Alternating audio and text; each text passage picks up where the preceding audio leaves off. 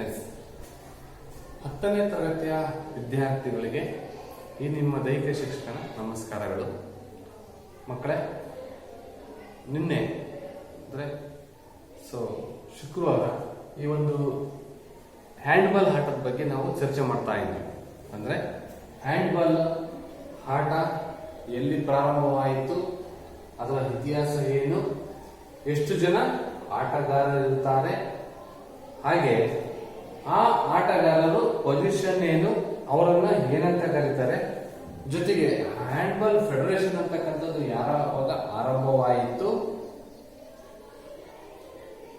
ಜೊತೆಗೆ ಈಗ ಪ್ರಸ್ತುತ ಇರತಕ್ಕಂತಹ ಹ್ಯಾಂಡ್ಬಾಲ್ ಫೆಡರೇಷನ್ ಅಂತಕ್ಕಂಥ ಅಸ್ತಿತ್ವದಲ್ಲಿ ಎಲ್ಲಿದೆ, ಜೊತೆಗೆ ಹ್ಯಾಂಡ್ಬಾಲ್ ಅಂಕಣ ಎಷ್ಟು ಮೀಟರ್ ಉದ್ದ ಇರುತ್ತೆ, ಎಷ್ಟು ಮೀಟರ್ ಅಗಲ ಇರುತ್ತೆ, ಅದರ ಭಾಗಗಳು ಮತ್ತು ಆಟಗಾರರ ಗೆರೆಯ ಒಂದು ಅಂಕಣದ ಒಂದು ಪರಿಚಯ, ಗೋಲ್ ಪೋಸ್ಟ್ ಪರಿಚಯ ಅನ್ನು ಹೇಳಿದ್ವಿ.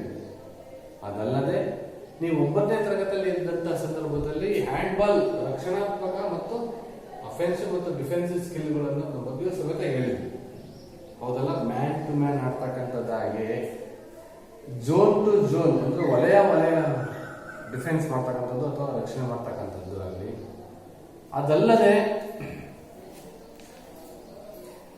ಆಟಗಾರರ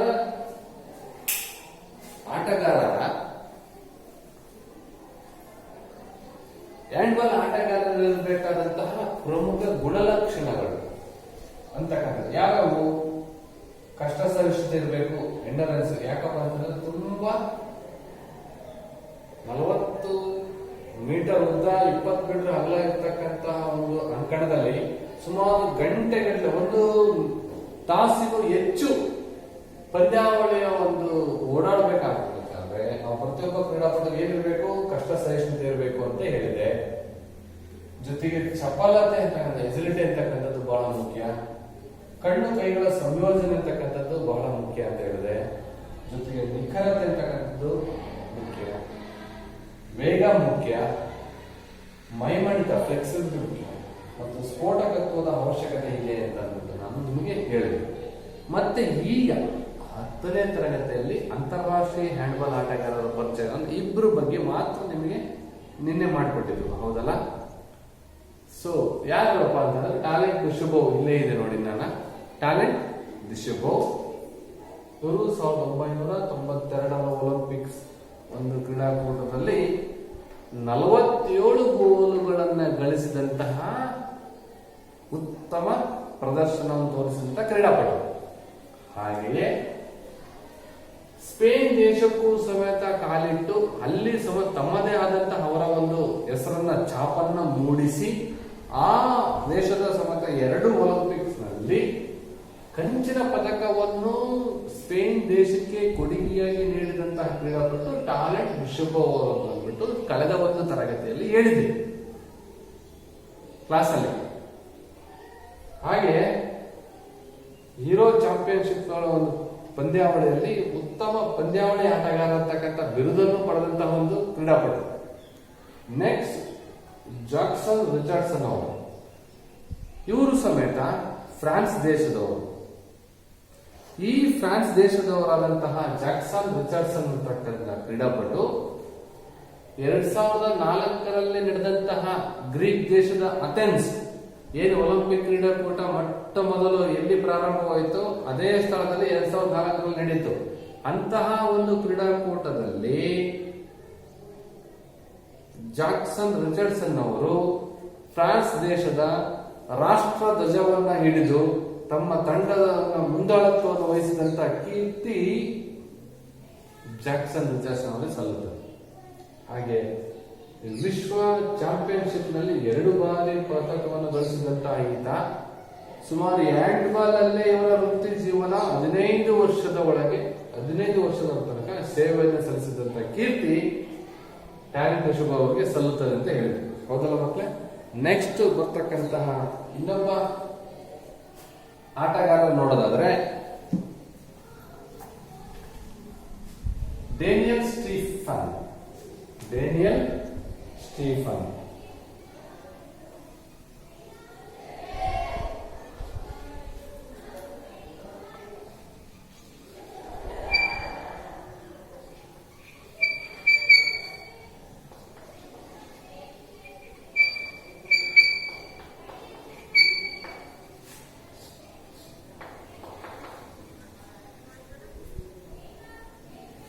ಈ ಡೇನಿಯಲ್ ಸ್ಟೀಫನ್ ಅವರು ಜರ್ಮನಿ ದೇಶದವರಾದಂತಹ ಇವರು 1995ರಿಂದ ಜರ್ಮನ್ ಹ್ಯಾಂಡ್ಬಾಲ್ ತಂಡದ ಸದಸ್ಯರಾಗಿದ್ದಾರೆ.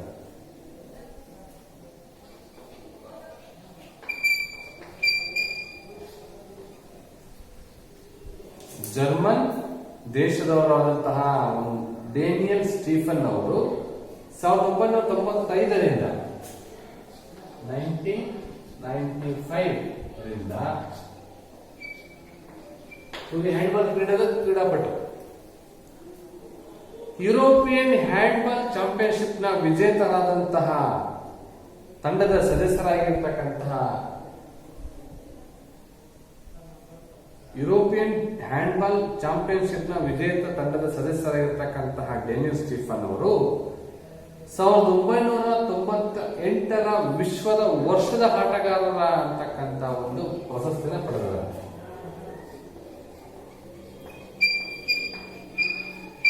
ವಿಶ್ವ ವರ್ಷದ ಆಟಗಾರ.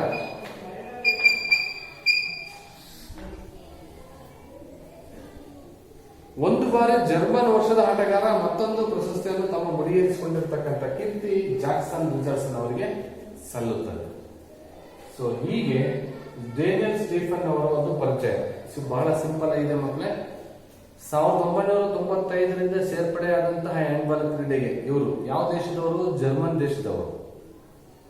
ನಂತರ 1995ರಿಂದ ಸೇರ್ಪಡೆಯಾದಂತಹ ಇವರು ಯುರೋಪಿಯನ್ ನಲ್ಲಿ ಹ್ಯಾಂಡ್ಬಾಲ್ ಚಾಂಪಿಯನ್ಶಿಪ್ ನಲ್ಲಿ ವಿಜೇತ ತಂಡದ ಸದಸ್ಯರಾಗಿದ್ದರು. ಜೊತೆಗೆ 1998ರ ಒಂದು ಇಸವಿಯಲ್ಲಿ ವಿಶ್ವದ ವರ್ಷದ ಆಟಗಾರ ಅಂತಕ್ಕಂಥ ಪ್ರಶಸ್ತಿಯನ್ನ ಪಡೆದಂತಹ ಕ್ರೀಡಾಪಟು ಡೇನಿಯಲ್ ಸ್ಟೀಫನ್. Next Henning ಫ್ರಿಟ್. ನಾಲ್ಕನೇದು ಹೆನ್ನಿಂಗ್ ಫ್ರಿಟ್.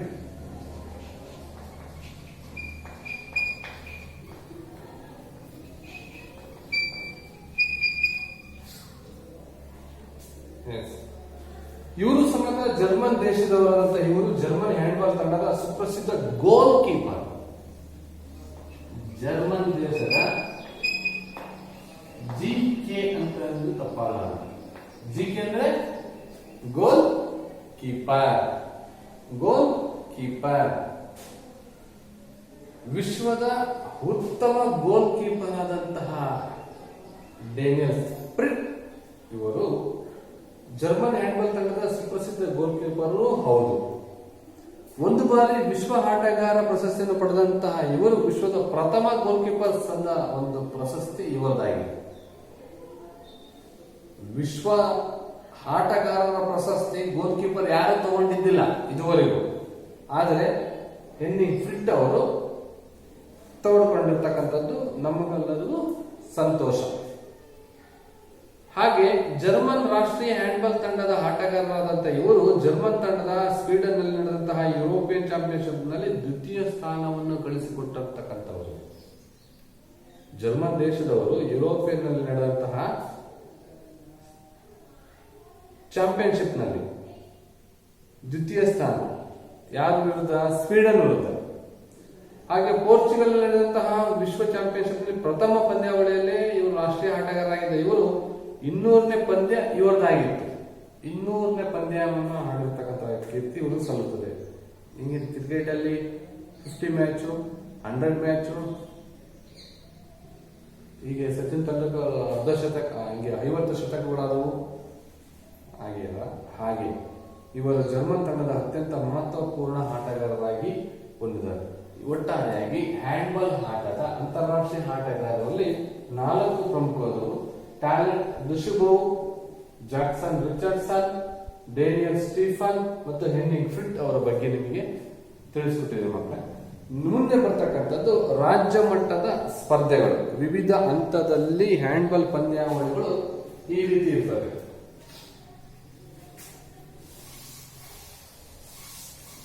ಸ್ವಲ್ಪ ಇದ್ರ ಕಡೆ ಸ್ವಲ್ಪ ಗಮನ ಹರಿಸಿದ್ರೆ ಯಾವ್ಯಾವ ಗೌರ್ಮೆಂಟ್ ಹೇಳ್ತಾವೆ ಅಂತಕ್ಕಂಥದ್ದನ್ನ ನಾವು ತಿಳಿಸ್ಕೊಡ್ತೀವಿ. ಯಾವ್ಯಾವ ಅಂತಂದ್ರೆ ವಿವಿಧ ಹಂತದಲ್ಲಿ ಇರ್ತಕ್ಕಂತಹ ಪಂದ್ಯಾಟಗಳು. ರಾಜ್ಯ ಮಟ್ಟದಾದ್ರೆ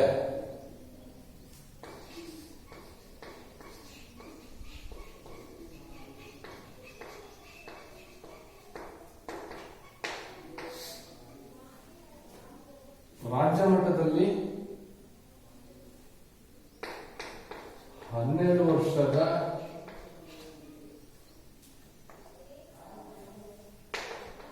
ಬಾಯ್ಸ್ ಅಂಡ್ ಗರ್ಲ್ಸ್ ಮ್ಯಾಚ್ ನಡೀತದೆ. ಹಾಗೆ 15 ವರ್ಷದ ಬಾಯ್ಸ್ ಅಂಡ್ ಗರ್ಲ್ಸ್ ಮ್ಯಾಚ್ ನಡೀತದೆ. ಹಾಗೆ 19 ವರ್ಷ ವಯೋಮಿತಿ ಇರ್ತಕ್ಕಂತಹ ಬಾಯ್ಸ್ ಅಂಡ್ ಗರ್ಲ್ಸ್ ಮ್ಯಾಚ್ ನಡೀತದೆ. ಹಾಗೆ ಪುರುಷರಿಗಾಗಿ ಅಸೋಸಿಯೇಷನ್ ಕಪ್, ಪುರುಷರಿಗೆ ಅಸೋಸಿಯೇಷನ್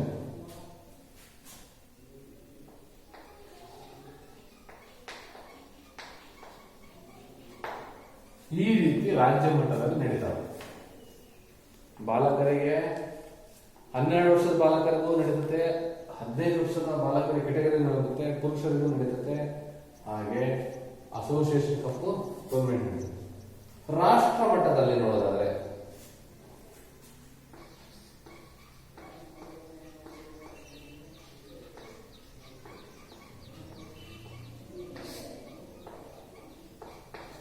ರಾಷ್ಟ್ರ ಮಟ್ಟದಲ್ಲಿ ಸೀನಿಯರ್ ನ್ಯಾಷನಲ್ ಚಾಂಪಿಯನ್ಶಿಪ್ ಅಂತ ಅಂದ್ಬಿಟ್ಟು, ಸೀನಿಯರ್ ನ್ಯಾಷನಲ್ ಚಾಂಪಿಯನ್ಶಿಪ್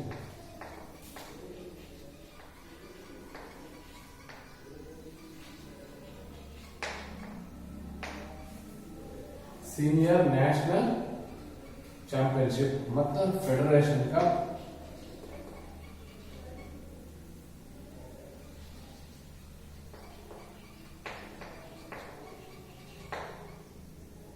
ಮತ್ತೆ ಇಂಟರ್ ಝೋನ್.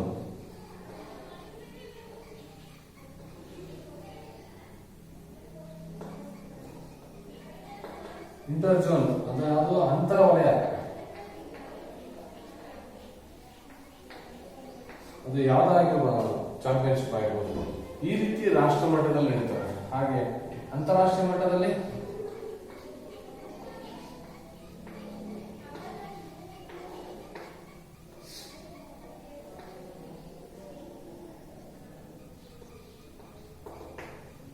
ಅಂತಾರಾಷ್ಟ್ರೀಯ ಸ್ಪರ್ಧೆಗಳಲ್ಲಿ ಸಾರ್ಕ್ ದೇಶಗಳು, ಸಾರ್ಕ್ ಸೌತ್ ಏಷ್ಯನ್, ನಿಮ್ದೇನೇ ಬರ್ತದಲ್ಲ, ದಕ್ಷಿಣ ಏಷ್ಯಾ ಪ್ರಾದೇಶಿಕ ಸಹಕಾರ ಸಂಘ, ಎಸ್, ದಕ್ಷಿಣ ಏಷ್ಯಾ ಪ್ರಾದೇಶಿಕ ಸಹಕಾರ ಸಂಘದ ದೇಶಗಳಾದಂತಹ ಸಾರ್ಕ್ ದೇಶಗಳು ಅಂತ ಕರಿತೀವಿ. ಆ ಕಂಟ್ರೀಸ್ಗಳಲ್ಲಿ ನಡೀತಕ್ಕಂತಹ ಸಾರ್ಕ್ ದೇಶಗಳ ಪಂದ್ಯಾವಳಿ.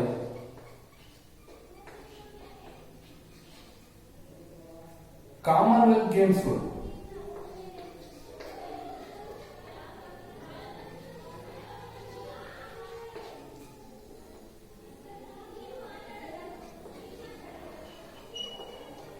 ಕಾಮನ್ವೆಲ್ತ್ ಗೇಮ್ಸ್ ಸೀನಿಯರ್ ಆಗಿರ್ಬೋದು,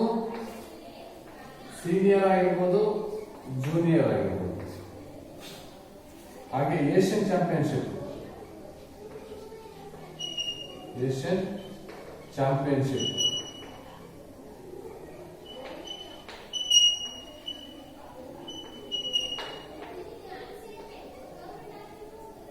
ಏಷ್ಯನ್ ಗೇಮ್ಸ್,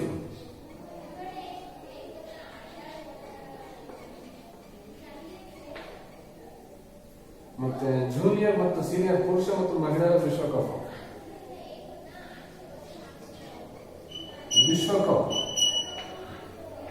ವಿಶ್ವಕಪ್ ಯಾರ್ದು? ಸೀನಿಯರ್ದು ಮತ್ತು ಜೂನಿಯರ್. ಈ ರೀತಿ ಅಂತಾರಾಷ್ಟ್ರೀಯ ಹ್ಯಾಂಡ್ಬಾಲ್ ಟೂರ್ನಮೆಂಟ್ಗಳು ರಾಜ್ಯ ಮಟ್ಟದಲ್ಲಾದ್ರೆ 14 ವರ್ಷದ ವಯೋಮಿತಿ ಇರತಕ್ಕಂಥ ಬಾಲಕ ಬಾಲಕಿಯರಿಗೂ ನಡೀತದೆ. 15 ವರ್ಷದ ಬಾಲಕ ಮತ್ತು ಬಾಲಕ ಅಂದ್ರೆ 12 ವರ್ಷದ ಒಳಗಿನವರಿಗಾದ್ರೆ 12 ವರ್ಷದ ಮೇಲ್ಪಟ್ಟು 15 ವರ್ಷದ ಒಳಗಿನವರಿಗೆ, 15 ವರ್ಷದ ಮೇಲ್ಪಟ್ಟು 19 ವರ್ಷದ ಒಳಗಿನವರಿಗೆ ಬಾಲಕ ಮತ್ತು ಬಾಲಕಿಯರಿಗೆ ನಡೀತದೆ. ಇದಲ್ಲದೆ ಸೀನಿಯರ್ಗೆ ಅಂದ್ರೆ ಪುರುಷರಿಗೆ ಅಸೋಸಿಯೇಷನ್ ಕಪ್ ಅಂತ ಬಿಟ್ಟು ರಾಜ್ಯ ಮಟ್ಟದಲ್ಲಿ ನಡೆದರೆ, ರಾಷ್ಟ್ರ ಮಟ್ಟದಲ್ಲಿ ಸೀನಿಯರ್ ನ್ಯಾಷನಲ್ ಚಾಂಪಿಯನ್ಶಿಪ್ ಅಂತಕ್ಕಂಥ ಒಂದು ಟೂರ್ನಮೆಂಟ್ ನಡೀತದೆ. ಫೆಡರೇಷನ್ ಕಪ್ ಅಂತಕ್ಕಂಥದ್ದು ನಡೀತದೆ. ಅಂತರ ವಲಯಗಳ ಚಾಂಪಿಯನ್ಶಿಪ್ ಆದಂತಹ ಇಂಟರ್ ಝೋನ್ ಅಂತಕ್ಕಂಥದ್ದು ನಡೀತದೆ. ಝೋನ್ ಅಲ್ಲಿ south zone, west zone, north zone ಅಂತ ಹೇಳ್ತೀವಲ್ಲ ರೈಲ್ವೇಸ್ ಅಲ್ಲಿ, ಹಾಗೆ ಹಾಗೆ ಅಂತಾರಾಷ್ಟ್ರೀಯ ಮಟ್ಟದಲ್ಲಿ ಸಾರ್ಕ್ ದೇಶಗಳ ಪಂದ್ಯಾವಳಿ, Commonwealth games, Asian games, Asian games Asian championship ಮತ್ತು ವರ್ಲ್ಡ್ ಕಪ್.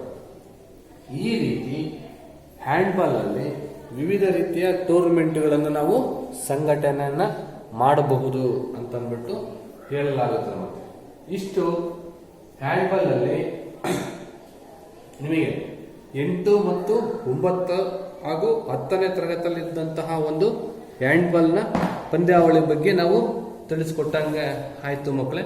ಯಾವುದಾದ್ರೂ ನಿಮಗೆ ಹ್ಯಾಂಡ್ಬಾಲ್ ಅಲ್ಲಿ ಫಾರ್ ಎಕ್ಸಾಂಪಲ್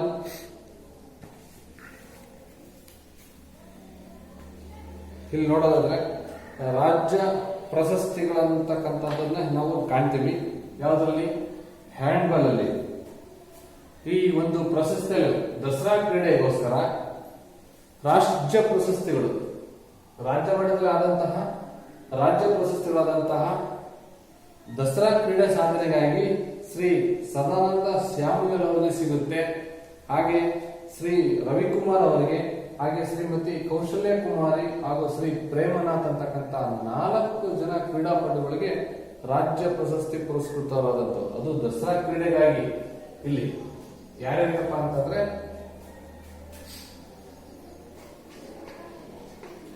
ಸದಾನಂದ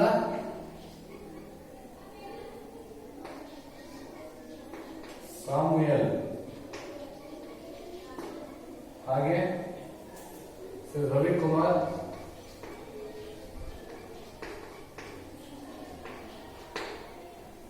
ಹಾಗೆ ಶ್ರೀಮತಿ ಶ್ರೀ ಕೌಶಲ್ಯ ಕುಮಾರಿ,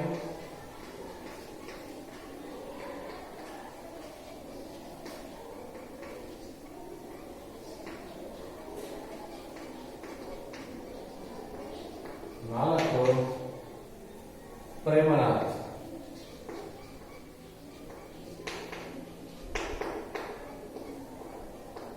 ಈ 4 ಜನಕ್ಕೆ ಯಾವ ಪ್ರಶಸ್ತಿ ಸಿಕ್ಕಿದಪ್ಪ ಅಂದ್ರೆ ರಾಜ್ಯ ಮಟ್ಟದಲ್ಲಿ ನಡೆದಂತಹ ದಸರಾ ಕ್ರೀಡಾ ಪ್ರಶಸ್ತಿ.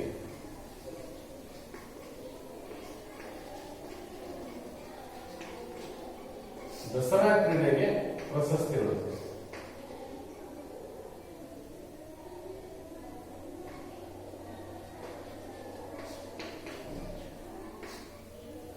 ಅದೇ ರೀತಿ ಏಕಲವ್ಯ ಪ್ರಶಸ್ತಿ ಸಮೇತ ಸಿಕ್ಕಿದೆ ಈ ಒಂದು ಹ್ಯಾಂಡ್ಬಾಲ್ ಅಲ್ಲಿ. ಯಾರಿಗಪ್ಪ ಅಂತಂದ್ರೆ ಶ್ರೀ ರಾಜಾರೆಡ್ಡಿ, ಶ್ರೀಮತಿ ಕೌಶಲ್ಯ ಕುಮಾರಿ, ಶ್ರೀ ಅಮಲ್ ರಾಜ್ ಹಾಗೂ ಶ್ರೀ ಪ್ರೇಮನಾಥ್ ಅಂತಕ್ಕಂಥದ್ದು 4 ಜನಕ್ಕೆ ಏಕಲವ್ಯ ಅವಾರ್ಡ್, ನಮ್ಮ ರಾಜ್ಯ ಸರ್ಕಾರ ಕೊಡ್ತಕ್ಕಂತಹ ಪ್ರಶಸ್ತಿಗಳಲ್ಲಿ ಒಂದಾದಂತಹ ಏಕಲವ್ಯ ಅವಾರ್ಡ್. ರಾಜರೆಡ್ಡಿ, ಅಮಲ್ ರಾಜ್, ಶ್ರೀಮತಿ ಕೌಶಲ್ಯ ಕುಮಾರಿ ಮತ್ತು ಪ್ರೇಮನಾಥ್. ಏಷ್ಯನ್ ಹ್ಯಾಂಡ್ಬಾಲ್ ರಾಷ್ಟ್ರ ಮಟ್ಟವನ್ನು ಪ್ರತಿನಿಧಿಸಿದವರು.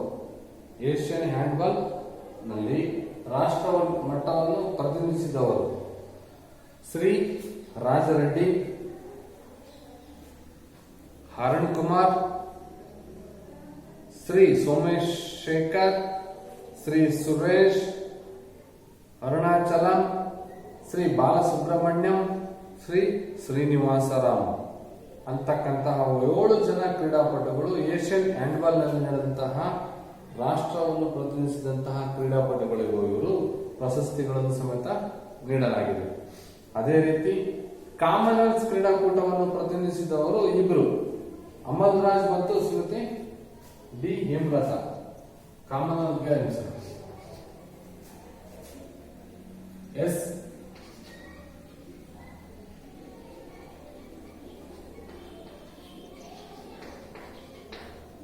ಎಸ್ ಅಮಲ್ ರಾಜ್ ಮತ್ತು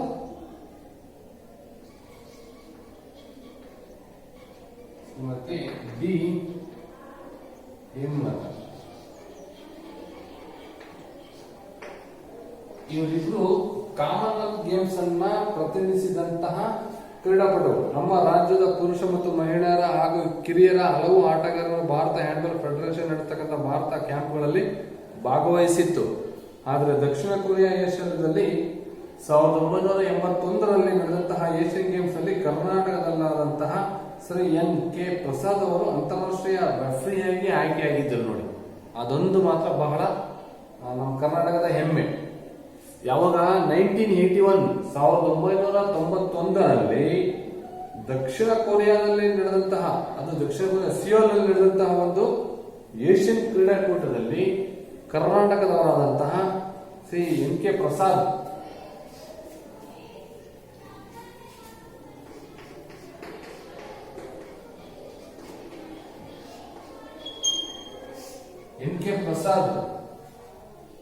ಇವರು ದಕ್ಷಿಣ ಕೊರಿಯಾದ ಸಿಯೋಲ್ ನಲ್ಲಿ ನಡೆದಂತಹ ಯಾವ ಗೇಮು?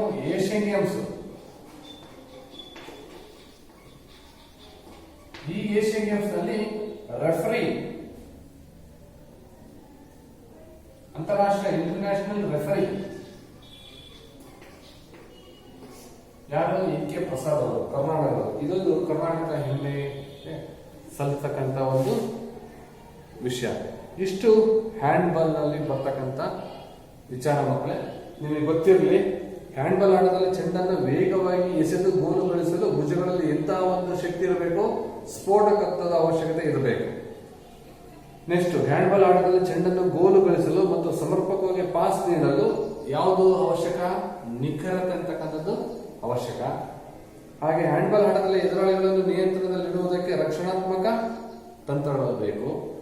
ಹಾಗೆ ಹ್ಯಾಂಡ್ಬಾಲ್ ನಲ್ಲಿ ರಕ್ಷಣಾ ಆಟಗಾರರ ತಪ್ಪಿಸಿ ಗೋಲ್ ಗಳಿಸುವುದಕ್ಕೆ ಏನ್ ಬೇಕು? ಆಕ್ರಮಣ ತಂತ್ರ ಅಂತಕ್ಕಂಥದ್ದು ಬೇಕಾಗಿರುತ್ತೆ. ಹಾಗಾಗಿ ಇಲ್ಲೆಲ್ಲ ಅಭ್ಯಾಸಗಳನ್ನ ಮತ್ತು ಹೊಂದಿಸಿ ಬರೆಯೋದನ್ನ ಕೊಡಲಾಗಿದೆ. ಅದನ್ನ ನೀಟಾಗಿ ಬುಕ್ಸ್ ಅಲ್ಲಿ ಬರ್ಕೊಂಬರಿ ಮಕ್ಕಳೇ. ಅಂಕಣದುದ್ದಕ್ಕೂ ಹಾಡಲು ಕಷ್ಟ ಸಹಿಷ್ಣುತೆ ಅಂತಕ್ಕಂಥ ಅವಶ್ಯಕ ಬೇಕಾಗುತ್ತದೆ. ಯಶಸ್ವಿಯಾಗಿ ಪಾಸ್ ಮಾಡಲು ನಿಖರತೆ ಅಂತಕ್ಕಂಥದ್ದು ಬೇಕು. ಬಾಲನ್ನು ಕಸಿಯಲು ಮತ್ತು ಗೋಲು ಗಳಿಸಲು ವೇಗ ಅವಶ್ಯಕವಾಗಿದೆ. ಚಲನೆಗಳನ್ನು ತ್ವರಿತಗತಿಯಲ್ಲಿ ಬದಲಾಯಿಸಲು ಚಪಲತೆ ಅಂತಕ್ಕಂಥ ಅವಶ್ಯಕ. ಹಾಗೆ ಹ್ಯಾಂಡ್ಬಾಲ್ ತಂಡದಲ್ಲಿ 12 ಜನ ಆಟಗಾರರು ಅಂತಕ್ಕಂಥದ್ದು ಇರ್ತಾರೆ. 7 ಜನ ಆಟಗಾರರು, 5 ಜನ ಬದಲಿ ಆಟಗಾರರು ಅಂತಕ್ಕಂಥದ್ದು ಇರ್ತಾರೆ. ಇಷ್ಟು ಹ್ಯಾಂಡ್ಬಾಲ್ ಕ್ರೀಡೆಗೆ ಸಂಬಂಧಿಸಿದಂತ ವಿಚಾರವಾಗಿದೆ. ಇದರಲ್ಲಿ ಏನಾದ್ರು ನಿಮಗೆ ಏನಾದ್ರು ಕೇಳಬೇಕು ಅಂತ ಇದ್ರೆ ಕ್ವಶನ್ಸ್ ಆನ್ಸರ್ನ ನೀವು ಕೇಳಬಹುದು. ಧನ್ಯವಾದಗಳು ಅಂತ ಹೇಳ್ತಾ ಈ ಒಂದು ಹ್ಯಾಂಡ್ಬಾಲ್ 10ನೇ ತರಗತಿಗೆ ವಿಚಾರಕ್ಕೆ ಬಂದಿರತಕ್ಕಂತಹ ಹ್ಯಾಂಡ್ಬಾಲ್ ಅನ್ನು ನಾನು ಮುಕ್ತಾಯ ಮಾಡ್ತೀನಿ. ಧನ್ಯವಾದಗಳು.